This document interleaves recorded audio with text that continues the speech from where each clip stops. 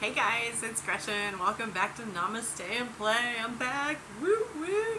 That break was very needed. I needed it to clear up a bunch of things. I was getting so far into helping people that I had no room for myself. I had no space for myself, and I was back in that trauma loop of mine where I constantly said yes. That is not going to happen anymore. This channel, Namaste and Play, was originally started to holistically heal people from trauma and addictions caused by trauma. It was not meant as a Reiki channel. So this channel has been largely Reiki so far. That is not going to be the case going forward from this point on. Yes, there will be some Reiki videos in between, and yes, I will be doing some healings for you guys going forth. However, this month is all about holistic healing, releasing that trauma, and healing, healing systems, healing your brain, healing your body, healing your energies, healing all of that. Learning the differences between PTSD and CPTSD. So, what do I mean by holistic healing? I mean the mind, body, and soul. So we'll be using yoga, different forms of yoga, not just vinyasa yoga, even though vinyasa yoga is a really great physical activity. I do really want to introduce you folks to restorative yoga, which is needed when you're recovering from trauma and addictions. It helps to center your brain, and it also helps to get those three big hormone producing centers, the HPA axis, to calm down. So that allows our recovery from trauma and addictions a lot faster, because we'll get into that later. We don't need to get into that right now. Guided imagery or guided meditation, that's going to be another one. Those will be done. Those will be videos released, and I'll invite you to lay there and listen. That has a whole other benefit with it. Aromatherapy or smell, we'll have a whole video based on that. You'll learn about different smells and how to not trick your brains, but allow your brain to heal faster. Next up, we have vibrational, somatic, or physical healing. This is when we release those traumas physically from our body, like physically release it, and you'll understand why you have a lot of the physical problems you do when we get into that. Herbs and mushrooms. Yes, that husband mushroom. Did you know you have a 60% commonality DNA-wise with mushrooms? Yellow. Meditations, and of course Reiki. But like I said, Reiki is not going to be the bulk of this channel as it has been going forward. It's going to be a lot of the other things. After we get finished with this 30-day program, this 30-day trauma release, and we're going to begin today with my story so that you understand why, maybe a little more why I started healing myself so I can heal others and help others heal in the way that I am healing, if that makes sense to you. Alright. Anyway, if you're down for all that, please hit that subscribe button for me. I am back now full-time until maybe summer, because, summer, I know everybody gets busy anyway. So I am back full-time. I have all of this. Hit that subscribe button for me. If you want to be a member, I do, and weekly member talks are going to be back in full swing. First week of November will be every Sunday at 2 p.m. Central Standard Time in the States is what I'm referring to. I am in the United States, in the state of Missouri, if you want to see what that time zone is compared to your time zone. 2 p.m. for me on Sunday. Live talks for members only. Alright. All levels of membership. And thank you to my members for your support throughout my break. And thank you so much for not canceling. I appreciate you. Alright. Let's get to it. Alrighty, guys. So, PTSD. What is PTSD? Post-traumatic stress disorder, right? You've heard this. You've heard about PTSD. PTSD is it's when a really terrible event affects you. But before this really terrible event, you had parents that loved you. You were protected, right? You had protection. You had grounded. You were safe. You were stable. And then you had this terrible event. You had your own personality, had developed Your own personality had already developed before the event, right? Okay, that is not the case with a lot of people that are recovering from traumas and recovering from addictions and addictions related to traumas. We are suffering or are recovering from what is called complex PTSD. So this is where you have trauma after trauma after trauma. You don't even know it. You're just living in trauma. You have too many traumas to grow into your personality. Personality and trauma person become entangled as one in a person with CPTSD. It takes longer because we're never who we should have been due to repeatedly being traumatized and having to survive again and again. Complex PTSD is common in people who were abused early on in childhood. People who, I'm talking about 2 years old, 3 years old, even younger, maybe even a little older than that, but people who were just abused, like they were abused or they were abandoned or they were parentified. I know that's not a real word, but let's get through my traumas, and then you'll understand more what I mean with complex trauma.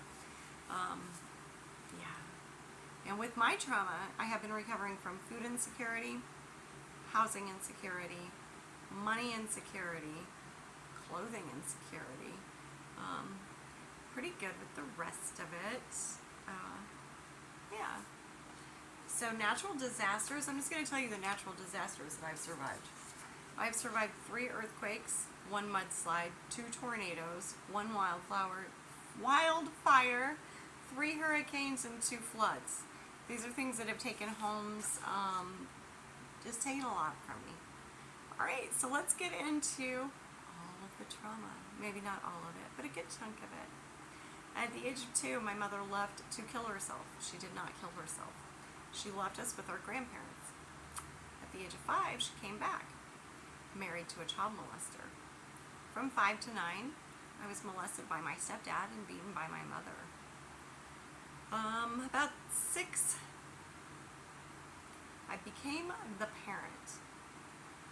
So, I began the cooking, the cleaning, helping with the homework, getting my sister out of bed, getting me out of bed, that type of stuff.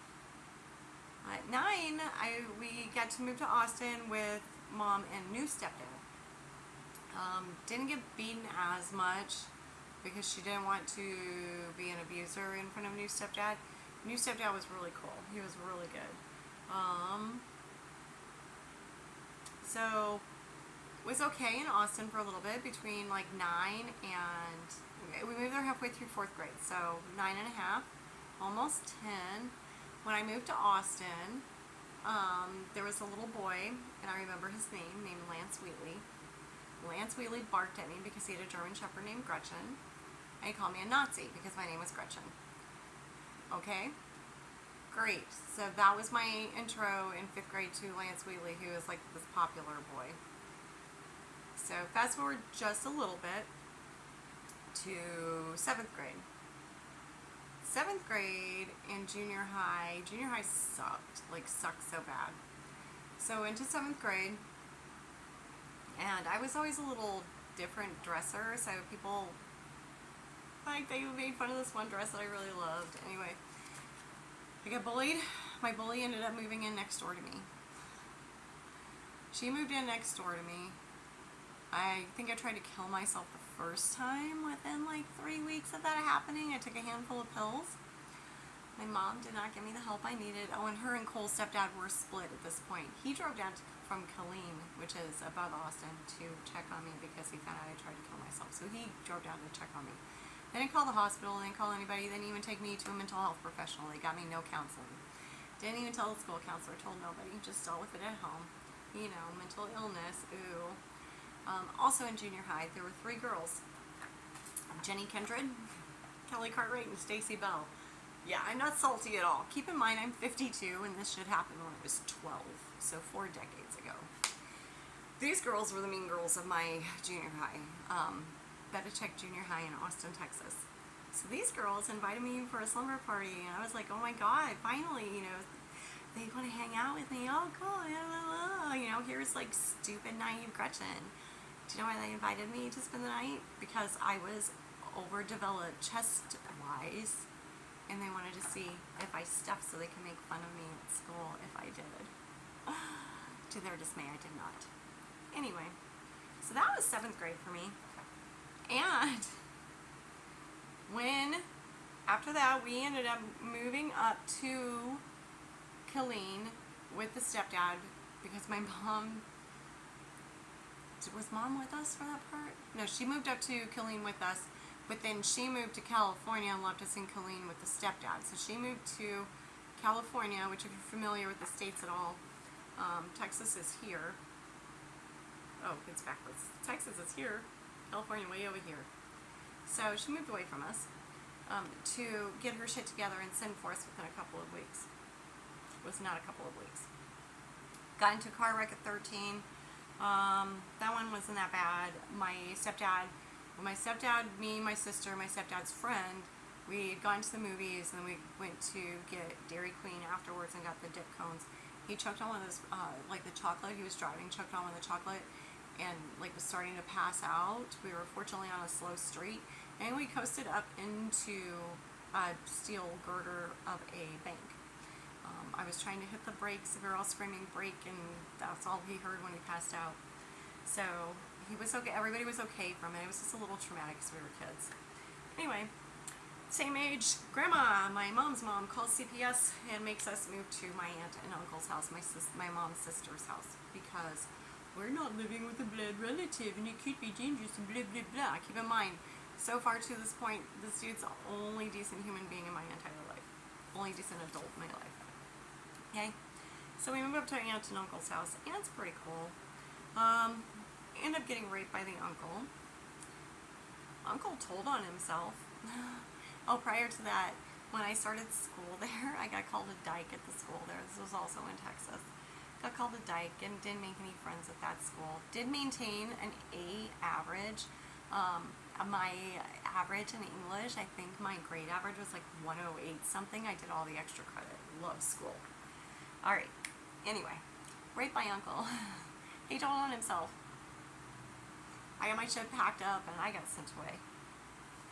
So, yeah, I'm probably gonna cry.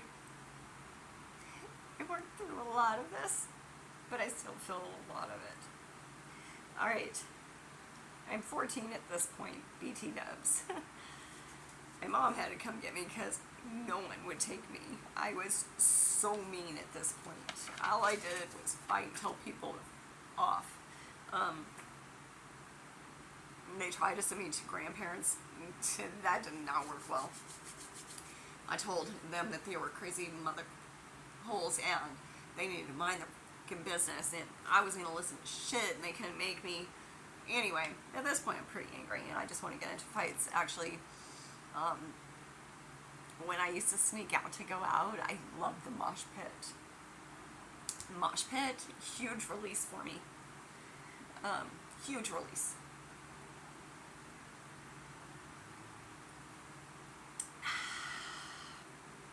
Alright, so my mom and I would go around.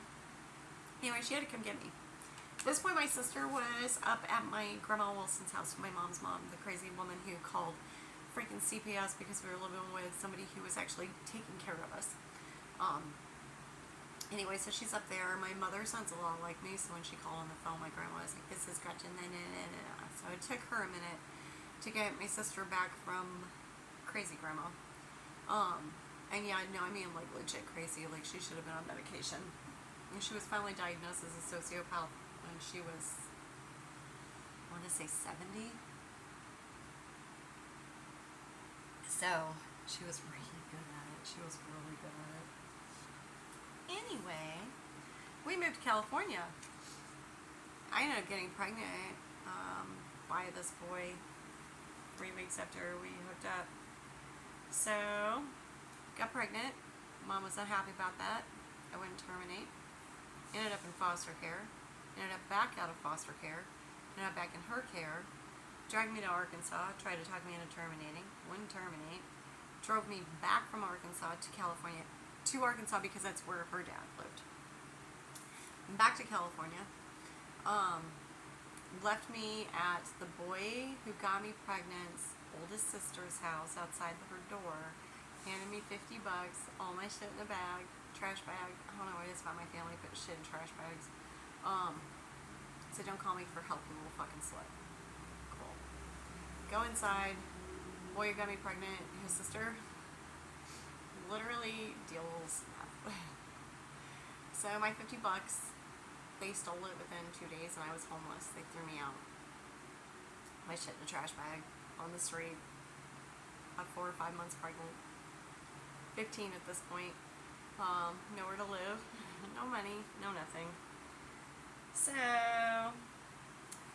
found an abandoned apartment. Had running water. Not the only homeless person living in it. A bunch of homeless people there. 4 and 5 months pregnant. Still wasn't showing a lot. Book her in the apartment.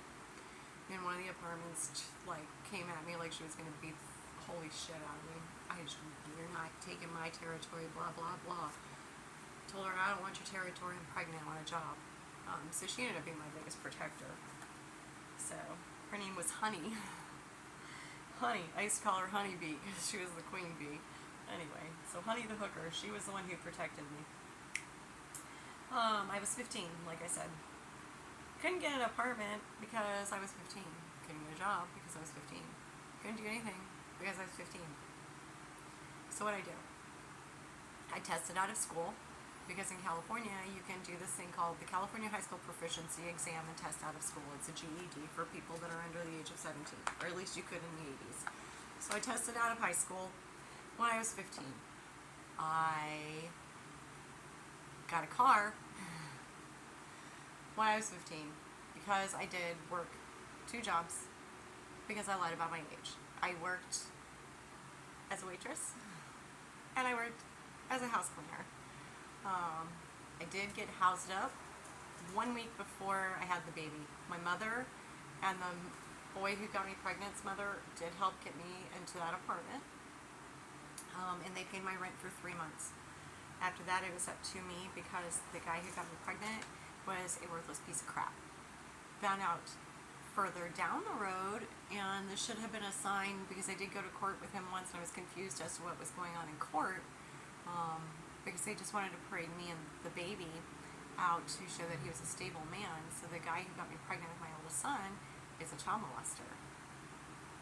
Yeah, he's in prison in California. He's not even eligible for another 20 years for parole. So I'm guessing that the first child molester just imprinted that energy into me to draw the other child molesters to me, and I got pregnant by a child molester. So there's that. Did not know that at that time, found it out later. Anyway, tested out of school, became an emancipated minor, which is something that you can do when you divorce your parents. It's something you have to do when you're signing contracts like apartment leases. So you have to be an emancipated minor. Like I said, she did help me get housed up, but I still needed that. I did pay for my own car. Was still with the father of my oldest son, biological father of my oldest son at this point. He beat me pretty regularly, but I was already used to that. So, whatever. There was one pretty severe beating that caused me to have a second suicide attempt. So I did take a handful of pills then. I lied when I woke up and said, no, it's an accident, no worries, because I didn't want my baby taken away. I guess I had an epiphany somewhere in that realm. Screw this, man, I'm coming back, I'm taking my baby, I'm doing whatever. It needs to be done. So anyway, we ended up moving to Florida. Me, the bio dad, and the baby moved to Florida. He works construction for his father. We live in an apartment complex that his father helped build. He beat me so bad that one time that he left me in a ditch, and he literally thought he killed me. 3 days later, I woke up in the hospital with blood still coming out of my ears because my brain was so swollen. His brother, who had been released from prison and in California, and this is funny too because my uncle was a prison guard at the prison that he was at. My uncle guarded my son's uncle. It's not funny so much as sad. Anyway, my uncle guarded his uncle. So he was in for being a pimp. I'm not sure what charge goes with that. So he was out in Florida, literally living his best life, cleaned up, not even drinking beer. I mean, like doing the right thing, working, had his shit together. So he found, when this all went down, he was like, Gretchen, I'm coming to get you and the baby. We're going to the airport. So he paid for my ticket. The baby flew free at this point. We flew from from Florida back to California. He had set me up with the sister where I took care of her. She was a quadriplegic, so I did all of her physical care for room and board. I met this one guy I hooked up with briefly. He looked almost exactly like the baby's daddy, so I like broke up with him quick. And then I hooked up with this guy named Robert. Robert was really cool because not only did he not beat me, but he told me like I was really, he would like say I was pretty, and he helped me with the baby, and he like acted like a father and a partner. It was really strange because other than the one cool stepdad, I never had anybody like be nice to me. So, because I'm still pretty surly at this point, working 2 jobs, giving 0 fucks, mad, going to mosh pits, nobody can stop me, doing what I want. Within reason, because I do have a child. So, the other thing I forgot to tell you, the bio dad of my oldest son, he tried to sell me for an 8-ball, and when that didn't work, he anally raped me. So, yeah. Anyway, when I was with Robert, wildfires happened. We lost an apartment to the wildfires. We were also dealing drugs for his brother-in-law, and on top of working, because even working, like I still wasn't eating. There was one week I ate an orange. Okay, an orange. That was my food because I was making sure my kid had diapers, and my kid had food, and my kid was taken care of, and my rent and all my other shit was taken care of. There was no food, no money left over for food for us. So we were dealing drugs for his brother-in-law. So it gets to be too much, and I cruise on back down to Santa Cruz, which is where my mom and my sister were. They don't want anything, well, my sister does. My mom really doesn't want anything to do with me unless I do everything exactly her way, which we know at this point isn't going to happen because I'm fucking pissed. And I've been on my own already for years. Why would I want to do something 100% the way somebody else does? I've been taking care of myself for 2 fucking years at this point. Nah. So, anyways, cruise down there, homeless. Ended up housed up super fast. There was a man named Rich, Hamburger Man. He would bring in all the throwaways, which is what people who are not of legal age are called if they are not runaways. They're called throwaways. So they are thrown away by their family, and we are many. So anyway, Hamburger Man takes in throwaways. He took in me, he took in the baby, he took in everybody. All you have to do is work, and he feeds you. So he does that. There was this lady named Judith who worked at a hotel called the Inn at Pasatiempo. So the Inn at Pasatiempo, she gave some of us jobs as maids, and some of us jobs as bellhops and stuff. Some of them were stealing, and yeah, I narked on them because I needed my fucking job. I had a kid. Anyway, I ended up being roommates with another housekeeper there who had a son who was a year older than my son. That's like, yay, win there. But at this point I was super damaged, and I was like going down the drug rabbit hole. So she really like she helped save my life there. Anyway, end up working there, end up back with Robert, who is in Vacaville. I'm in Santa Cruz. We're, some distance apart, going back and forth. He was driving down to propose and died. He got into a car wreck. It was not a car wreck. Him and a couple friends of ours, they were driving on the Pacific Coast Highway and went off the side of a mountain, and they all died. At that point, there were a lot of double blind curves and not a lot of markings. So if you're not familiar with it, getting killed up in like the Scotts Valley area was not uncommon back in the 80s. So I ended up going back up to Vacaville. I spiraled down the drug rabbit hole. My uncle, the correctional guard, comes and gets me literally in his correctional uniform. So he looks like a freaking riot cop. Comes and gets me, pulls me physically out of this crack house with my child, puts me in his house so I can sleep for about a week, watches my child, puts me on a bus to Crazy Grandma's house. I don't know if he knew all the stuff that Crazy Grandma had done, and there was a lot of like mini traumas Crazy Grandma caused me too, because I ended up living with her for a while, for a hot minute when I was 13, 14, right in that weird time zone. So anyway, he gets me, sends me to Crazy Grandma's. I ended up painting apartments during the week and working at a place called Pops from midnight to 6, Fridays and Saturdays. Hook up, meet the future ex-husband, first ex-husband. While working at Pops, he was a musician. They went over there after parties. It's a 24-hour bar. I was 19. It was a 24-hour bar. So, like, if you were across the river in St. Louis and you were not done partying, you just jumped over and you partied. On the Louis side, you jumped over the river and you could actually party. So you did. I worked there, and I lived at my grandma's. Met him there at the bar. We started dating.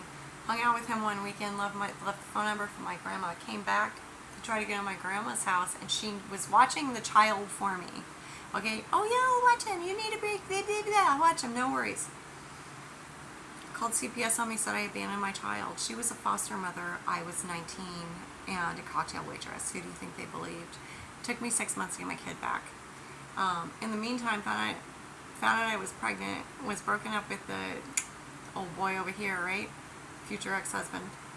Working my job at Pops. Got pregnant on my first date with him too, BT dubs. So anyway, he starts stalking me. We ended up like stalking me. I say not in a bad way. He was like kept after me. We got married. I gave birth super early, like super early. She was 15 weeks early. 1.5 pounds. She did get out of the hospital early. She's now in her 30s. She's fine.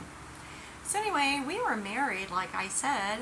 So from the age of 19 till the age of 30, I was married to a man who chose groupies and after parties over me, who chose to yell as a form of communication, who didn't show up to any of our children's events, never showed up to soccer games, never showed up to T-ball, none of the things, okay? And I, as an overcompensation for my mother, did the whole overcorrecting. I was PTA president, I was Cub Scout leader, then Cub master, I was the room mom. I took my kids to dance, gymnastics, soccer, t-ball, softball, baseball. I did taekwondo with them. I showed up to all the practices. I showed up to all the games because I was the one driving. I planned extravagant birthday parties because I had multiple birthdays forgotten by my mom. The ones I remember off the bat are 6, 12, and 16. Those were the ones that hurt the worst. Anyway, so planned these huge extravagant birthday parties. Like my daughter, she was born in May. She had ice skating parties for hers. All of that. So I was married to this guy for 10 years. When I was pregnant with my third child, the week of my birthday, he said, I don't think I love you anymore. I may be moving out. I'm 7 months pregnant with the third baby. I am turning 22 this week. And I'm being told by my husband, I don't think I love you anymore. Cool. He also screwed around with my best friend. And like I said, he didn't show up for me. He didn't show up for the kids. He didn't show up for events. He didn't show up for anything. When I went to give birth to our third child, it was actually my first 1-week checkup. I was already dilated. My doctor said, hey, I need you to go to the hospital because it was the 100-year flood year. 1993 was the year the Missouri River had flooded the highest crest of the highest. Our house in St. Louis had water, I think, up to the third step at this point. Kids were at the babysitter's because I had to go to the doctor. My car was with me. He had a pickup truck. So I had to call him, and he was annoyed with me that I couldn't go pick up the kids, take them to another babysitter who could keep them longer than go to the hospital. My doctor didn't even want me going home, knowing that my previous 2 labors were pretty long. My daughter, yes, she was super preemie, but I was on and off of labor for 5 weeks, and in and out of the hospital, so he was familiar with me. So he finally gets there 10 minutes before I have the baby. The baby was born at 10:30 at night. I called him at 3:30 in the afternoon. It didn't take him 7 freaking hours to do any of this mess, to take our kids to the other babysitter and get a ride out to the hospital so that he could take my car home. It didn't take him 7 hours to do that. He knew everybody in the freaking area. When we were getting divorced, he beat my car with a bat while I was driving it. He broke into the house, took all the furniture, left an air mattress. On the air mattress, he left one of those blow-up bachelorette dummies and my wedding dress on it. He cut up all my clothes. He took all my jewelry, and he burned all the pictures I was in. He spit on me, threw food and drinks on me. This was after I told him I wanted a divorce, and while we were trying to divorce. He also got into my mailbox and my bank statement and cleaned me out online. This was in the early 2000s, so that was pretty easy. Yeah, so he left me no money for bills or food for our 3 children. So, alright, so I married the second husband who decided to follow in our first husband's steps. Now, I married the second husband because he was nice to me and let me finish my sentences and such. He ended up not wanting to participate in life, not wanting to work, not wanting to do anything. He wanted to sit on the computer, play video games, and watch porn. So he had to go. Then I ended up with, before he went, my youngest child was 12, getting ready to be a teenager. He wanted to live with his dad. Begged me and begged me and begged me for a year. I finally conceded and let him live with his dad for a year. Worst decision of my life. His sister followed right after because she wanted to go back to St. Louis where she was familiar. I get it. They wanted to say high school where they knew people. No worries. So my ex was absentee, to say the very least. Anyway, so my daughter ended up having to take on all the responsibilities that I had done when I was married to their dad. Their dad didn't cook for them, he didn't clean for them, he didn't do laundry for them, he didn't parent them at all. He treated the children like they were roommates. Not only that, but he continued the communication skills, and since I wasn't there to tell him not to call them stupid and not to call them things, he ended up really bullying my kids. Our oldest son came out as bi. He chased him down the street to beat the gay out of him. This triggered my daughter, who is a lesbian, but she did not come out until she was in her 30s because she was in her head, oh, it's okay to be gay, but not for us. Even though I had plenty of gay friends, she wasn't exposed to that as much because she was living with her father at this point. So having your children move out on you is a traumatizing event. I felt like my kids were abandoning me. Like they said, I wasn't a good enough parent, even though I had tried to correct all the things that had happened to me. My son to this day still does not forgive me for cheating on his dad and leaving his dad with my second ex-husband, which I get. That's one of his traumas. Fine. I'm guessing he is not aware of all the groupies or how many of my friends that he screwed around with, because he doesn't seem to hold him responsible for any of the cheatings. Anyway, my youngest son does not speak to me, and I'm hoping one day he'll work through it and know the whole story. Anyway. Alright. So second ex-husband leaves. Kids are all at their dad's. End up in my second healthy relationship. First healthy relationship. And you're gonna laugh too. So this guy, Milton Guerrero Fernandez. He was amazing. Beautiful. 10 years younger. I meant to keep him as a one-night stand. We were together for a year. He wanted babies. I could no longer have babies at this point. Probably wouldn't have at this point anyway, because my kids ran 14 to 21 in years in age. When we broke up, it was a discussion. Hey, we want different things. We split up the computers, we split up the household stuff, we split up everything. There was no yelling, there was no screaming, there was no anything. There was, hey, I have great love for you and great respect for you. It was weird. It was weird as shit. Never ever experienced anything like it in my entire life. So, get done with that. Meet this other guy online. This guy. Narcissist, opioid addict, porn addict, all the addicts. Met this guy, moved with him to Texas. He ended up throwing me at walls, and he tells me on a daily basis how I fail. Sometimes it's physically, sometimes it's mentally, but it's always, I suck. And the funny thing is, sometimes my boobs are too big, sometimes my boobs are too small. Doesn't matter. Anyway, so he physically and mentally trashed me for about 6 years. My youngest son lived with me for about a year in Texas, so he saw some of this happening. I physically got in between them one day. Keep in mind, I'm 5'3", I've been told. I say 5'4". I'm 5'4", 5'3". So this violent ex was 6'5". My child is 6'4". So here I am between them, pushing on them, trying not to let them beat up each other. Really secretly wishing that my son would just tear this other guy up. So when we split up, me and the violent guy, he moved out while I was at work. And while I was at work, this was on a 3-double stretch, I think.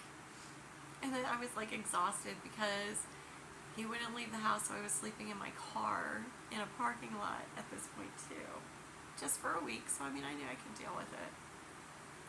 When we moved out, in the middle of all of this, when I knew it was safe to go back into the house, I walked into trash all over the living room, trash all over the kitchen, because he took the trash and literally dumped it everywhere. He dumped all the food out of the cabinets, he dumped all the food out of the refrigerator, he dumped all the food out of the freezer and let it thaw. He left the water on, he left the doors open, he took the toothpaste and smeared it all over the bathroom, dumped all the bathroom trash, opened up everything that he possibly could. He cut open pillows, he pulled all the artwork off the walls and just broke glass everywhere. He trashed the house basically. So I got to clean that in between all these doubles. While this is going on, my boss at the time was hardcore messing with me because I had turned down his advances or his flirtations, and it, let him know, if I was going to date anybody, it would be this guy over here. So one day he cut me, which I don't know if you're familiar with server speak. So cut means that you are taken off the floor and you can get your side work done, get your shit done, go home. It usually happens at the end of the shift when there's no more tables, which was the case here. So he cut me. And then he tells me to go greet 3 tables. They triple sat me. And I was like, what? And this was at the same time, the day after I'd gone home to this and barely gotten to clean anything, because I was just doing that hysterical cry laughing. So I told him he could go fuck himself. Anyway, he told me, what? I'm like, nothing. So he let it slide, and I ended up doing my job and going home and cleaning. So I was traumatized by that boss. Met my current husband, and we have been healing from all the traumas. So 4 decades of trauma, and we've been healing for about 9 years. This year, I got to get traumatized by a boss. This is hysterical, and it's just a small trauma, like a little tiny drop in the bucket at this point. Something that just makes me go, you're a psycho chick. So this boss calls me right before I go into work. She's already got my husband, who worked for her at the same time, and goes, well, I heard you were saying blah, blah, blah. You were talking this, blah, blah, blah about that. First of all, I am the employee she had that would walk around going, not my circus, not my monkeys, and walk away from people who gossip because they have zero freaking interest in people's gossip. Secondly, the piece of gossip she said was so ridiculous. And thirdly, it was supposedly, I got this info off of a social media account that at the time I hadn't had access to for 4 fucking months. So she calls me and she's like, I heard you said this. And I'm like, no. And at first I thought I didn't hear it correctly. I'm like, I haven't heard that. She goes, no, you said it. And I'm like, well, that's not true. And then so she started yelling at me I was a liar, yelling at my husband he was a liar. I'd already had that relationship with the violent guy, the one who threw me at walls and shit. Because if he would ask me something and I would tell him something, he would scream at me I was a liar. He screamed at me one day, like, shut the fuck up, you dumb bitch, the whole way home from the bar, and I didn't say a word. So she had a big trigger with this you're a liar thing. Even though she had no proof, because it didn't happen. So we found jobs. And I wrote my notice out effective immediately. And it's like, no. I've had the relationship. I think the notice read something to the lines of, I've had this relationship where I was told I was a liar. I don't gossip and I don't lie. Good luck. I don't know, anyway, something to that effect. But I've like literally never had anybody come at me with some BS false claims that I worked for. Like I've had it happen in my personal life. Usually when it's deflecting, when they're like, they know they're in trouble or they know something and then they start, well, Gretchen did, and it's like, no. What I said was this, and I will say what I said verbatim. Because if I have something to say to or about somebody, I'm damn sure going to say it about them. Anyway, the gossip that I supposedly said was her ex-husband fathered her sister-in-law's child. It was something that's totally fucking stupid. Anyway, so she's now without one of her best servers and without one of her best managers. Keep in mind, we worked for this woman for 4 fucking years, and for her just to take like this random piece of hearsay over any proof or like backup is stupid. She just wanted attention. I hear she's back to her old ways of screaming at her managers that her business happenings are all their fault. But anyway, she also gets awards for being an amazing chef, and I saw her in the kitchen precisely 0 times the 4 years we worked for her. Yeah, I'm still super salty about that one. Oh, and that being said, let me throw this out there. How many employer... No, I'm not going to throw this out there because I'm looking at the link of this video already. Anyway, I had been promising for a long time the story of my personal traumas, how I got on this road. So I literally... Those were my personal traumas, and I started healing without knowing I was healing with my big vulgar dances when I was a club rat. And we'll get into that with vibrational healing, and you'll see what I mean. Mosh pit too. I was letting a lot of those traumas go without knowing it. Like this instinctual thing, like when you cry, you get in your head and you go, I'm happy, I'm happy, I'm happy, I'm happy. You're talking to your water memory.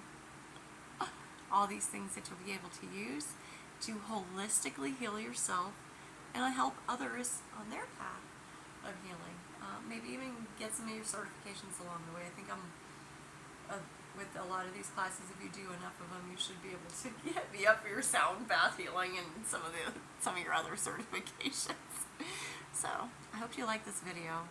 It was super emotional for me.